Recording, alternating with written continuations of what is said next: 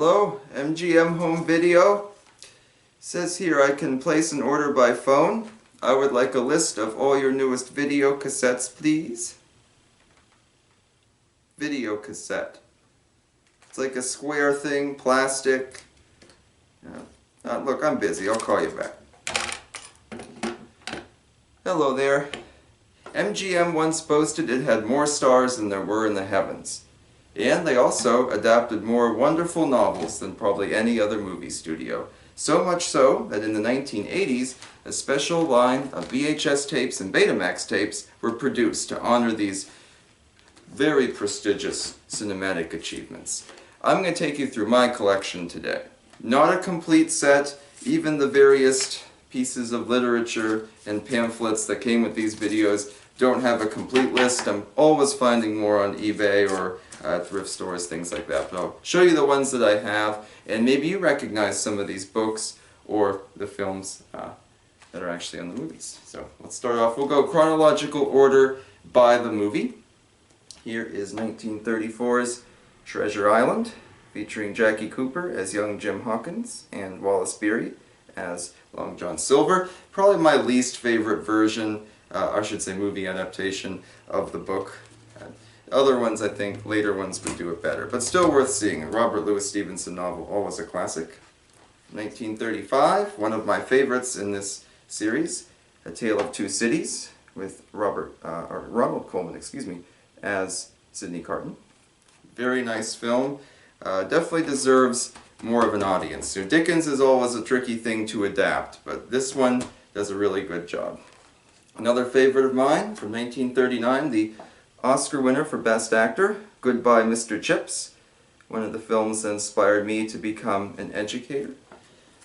Very heartwarming film, a bit saccharine by today's standards, but I love a good sappy film, and Robert Donat is brilliant in this. Absolutely deserved the Oscar. Speaking of 1939, the Mark Twain story, Huckleberry Finn, with Mickey Rooney as Huck Finn. He does a really good job in this. I think it's one of Mickey Rooney's best roles.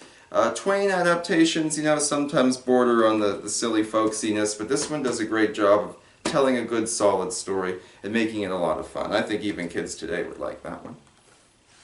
Moving into the 40s, from 1941, Dr. Jekyll and Mr. Hyde, featuring Spencer Tracy as Jekyll and Hyde. This one, not as fondly remembered, not as well liked as the one from a decade earlier. This is almost a direct remake of it, but this one still holds up pretty well, I think. Spencer Tracy didn't do too many horror films, things like that, so it's kind of neat to see him in that. Ingrid Bergman's in the cast, Lana Turner. Very well made. Not the best version, but still pretty high up there.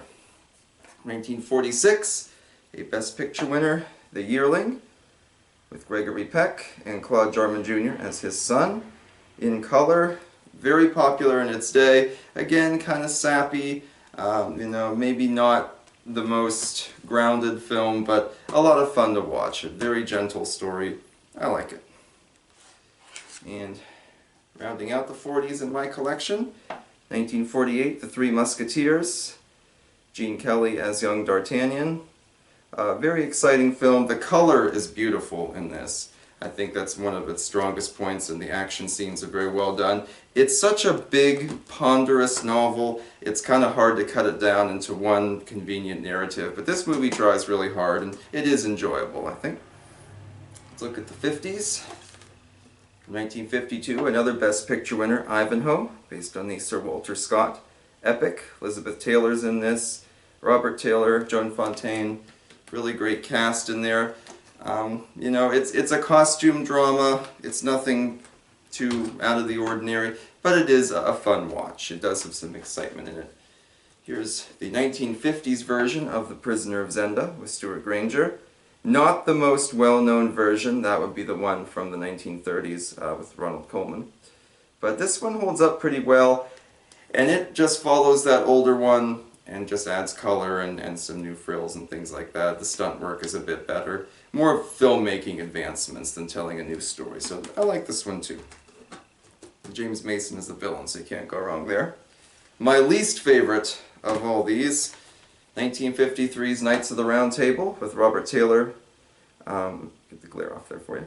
I'm not a big fan of this. I've seen this twice and I honestly couldn't tell you anything about it. It is the most forgettable film here. Yeah, just not my thing, I guess. But one that is my thing, and one that people often forget is based on a book. Here's The Night of the Hunter with Robert Mitchum. Robert Mitchum's performance has held up after all these years, and this still remains a popular film to this day. Criterion has a version of it. It makes a lot of those top 100 or top 200 lists. Definitely worth seeing, just for his performance alone. And then Shelley Winters is on the box too there. Great film. Never actually read the book by Davis Grubb though.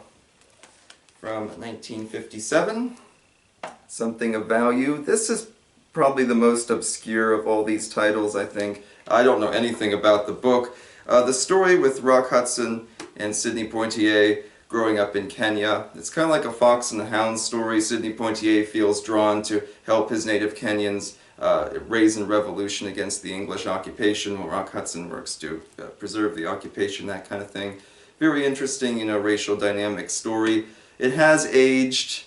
I don't know that it would fly real well today, but it was an interesting film, and basically a footnote in these two great actors' career. It's completely forgotten, so it was nice to see that.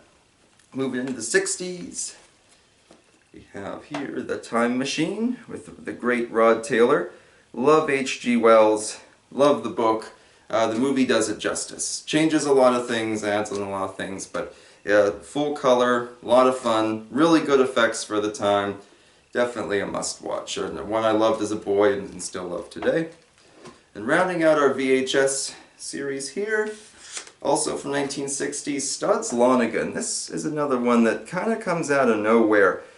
Christopher Knight, in what I think is his only major film role, the back of the box compares him to James Dean and Marlon Brando. And he does look a lot like them, and John Derek too. But kind of a coming-of-age story set in the 20s, and it really fits in with those sort of teen films that James Dean and Brando did, like The Wild One and Rebel Without a Cause. Has those sorts of vibes, a young man trying to find his place in the world, realizing his friends and love interests might be terrible people, that kind of thing. It was a really interesting film, and I'm not really familiar with James Farrell's book. He actually gets a byline on the box, too. I don't know. That was pretty cool. And to round out this brief run-through, this channel is called Betamax Blocker for a reason. Because every so often, gotta watch them on Beta. I actually don't have a working Betamax player right now, but here is a Beta copy, the only one I have, of the 1940 adaptation of Pride and Prejudice. Very famous novel. I just wish I had it on VHS so I could watch it again. Have you read any of these books? Or maybe you were even forced to read them in school? And have you seen any of these classics? Or do you have another favorite adaptation? Perhaps one that was earlier from the silent era, or perhaps one that came along much later, maybe even made for television. Hope you enjoyed our little trip through literary and cinematic history, and I'm going to continue my quest to track these down.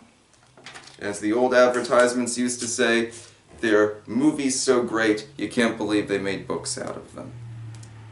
Till next time, my friends, take it easy.